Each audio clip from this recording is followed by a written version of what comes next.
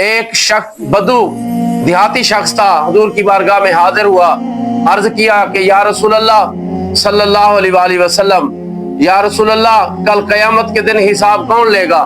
میرے آقا کریم صلی اللہ علیہ وسلم نے ارشاد فرمایا کہ پروردگار عالم حساب لیں گے، رب العالمین حساب لیں گے۔ تو اس بدو نے کہا کہ پھر خیر ہے، کہ اگر وہ مالک حساب لیں گے تو پھر خیر ہے۔ تو میرے آقا کریم صلی اللہ علیہ وسلم نے ارشاد فرمایا کہ پھر خیر کا کیا مطلب؟ اس بدو اس دیہاتی شخص نے کہا کہ یا رسول اللہ، کریم جب کرم کرتا ہے، کریم جب غالب آتا ہے تو پھر کرم ہی کرتا ہے، معافی کرتا ہے۔ تو وہ شخص کہہ کر چلا گیا۔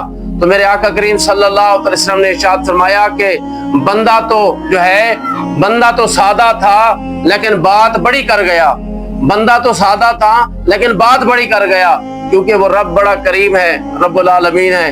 اس مالک کی بارگاہ میں کوئی خطا کر کے آ جائے، کوئی گناہ کر کے آ جائے اور پھر سچا تو سچی اس کی بارگاہ میں سچی توبہ کر لے تو پھر پروردگار عالم اس کو معاف فرما دیتے ہیں۔ تو